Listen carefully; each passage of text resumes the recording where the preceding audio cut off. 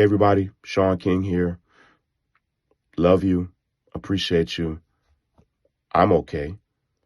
I am frustrated. As you've probably seen, I've been banned from Instagram, which is mind blowing. I posted about it earlier this week because I have a lot of friends that work at Meta. I have spoken at Meta. I've been an official guest of the company. I've been to headquarters. I am friends with senior staff there who told me earlier this week and last week that things had gotten so bad at Meta that they no longer thought I should ever email them there again, that they were convinced that their emails were being read, that things they said in emails, not just to me, but to others, were being quoted without their knowledge or permission. And so when I heard that, it did spook me. This was last week or week before last, and I posted about this. And I was told, I think it was now about a week ago, I posted about this, that they were going to close my account down, that the decision had already been made, and that they thought it was going to be sometime in the new year, and that the American government had gotten involved, that the Israeli government had gotten involved, that corporations had gotten involved. I posted about all of this, and in part, I think I thought not that it was a bluff, but that they wouldn't actually do it. And the grounds for doing it were preposterous. I've been on Instagram since the month it started. I've been a power user there. I have close friends up and down the company that have always been very supportive of me. But Meta, Facebook, Instagram, I think made a really horrible decision. And their decision, I don't mean their decision in banning me. Their decision was that they would do anything they could to protect Israel at all cost. Because they are saying that they are banning me because I support dangerous organizations. And I'll say to you, with my own words, what you've seen me say in captions. Who's dangerous here? Is Yemen dangerous? Is that what we're really going to conclude? What Americans have the brothers of Yemen killed? Who have they killed on these ships? In fact, there is an argument that Yemen may be the single greatest peacekeeper of this entire moment. Yemen is trying to end the violence. That these men said, you can have free reign in the Red Sea when you stop the genocide. And I believe that's a noble decision they've made. I'm proud of them. And I believe so strongly in what these Yemeni brothers did that I felt it was important to talk about it.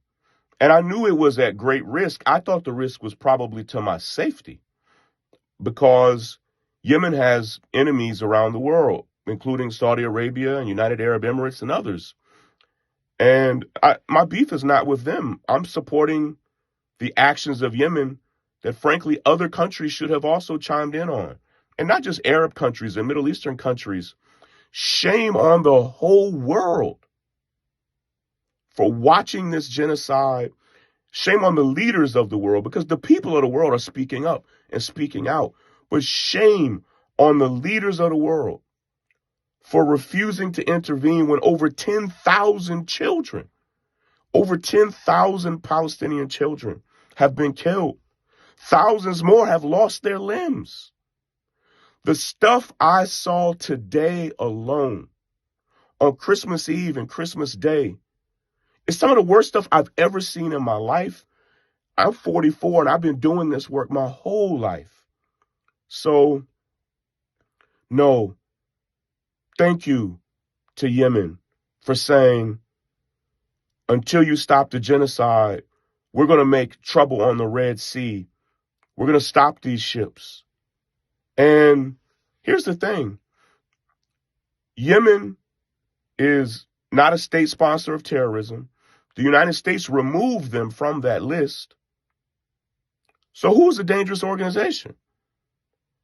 How, of all the dangerous things going on, how is Meta going to say Yemen is the danger here? Dangerous to who? That's my question. Dangerous to Israel. Dangerous to commerce. Because they damn sure aren't dangerous to Palestinians.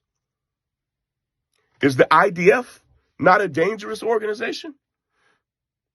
Because according to most experts now, Israel's military has killed 28,000 people. Historians are saying it is the fastest extermination of people in the modern era. That the proportion of children being killed is unrivaled. Israel has blown up mosques and churches. Snipers have killed old ladies in churches. They've blown up colleges, universities, libraries, bakeries, schools, homes. They've destroyed water systems. They've blown up the beach. They've killed animals. They blew up the zoo. They blew up the National Archives. They blew up the National Justice Building. They destroyed antiquities. It's the definition of terrorism.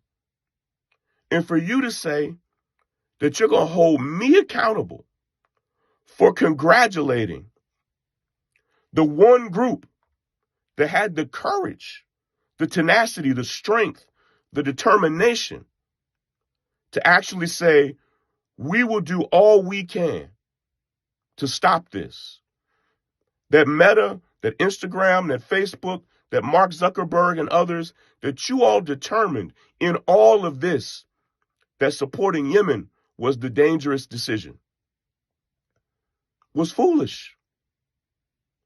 We are here, I am here, to stand up for the human rights and dignity of Palestinians, to fight for Palestine, to fight for children, to fight for families. And that you have banned me, and not just banned me, but just the past 48 hours, you have deleted hundreds of important videos and moments and captions, not just from me, but from sisters and brothers on the ground in Gaza, in the West Bank, in Jerusalem. That you have, let me say it the way I want to say it. Facebook, Meta, Instagram, you are the dangerous organization. You are a supporter of genocide. Not just because of what you're doing to me, it's way bigger than me. But from what you're doing to men and women on the ground, in Gaza, tonight, this morning, today, tomorrow, making their lives difficult as they're just trying to document what's going on around them, that you're making the lives of people suffering genocide difficult? How dare you? And that your expectation is of me or anybody else, that I'm supposed to shut up, that I'm supposed to watch and say nothing? Who are you? Who controls you? Who is influencing you? Who do you work for? It's shameful. Shameful. This to me is a stain. Again, not just banning me, that you are making life difficult for those that are actually fighting for human rights, that are fighting just to live. Innocent men, women, children, elders, families, doctors. Israel has killed 100 journalists. And you're going to say Yemen is dangerous? Israel has killed over 100 United Nations staff members. But Yemen is dangerous?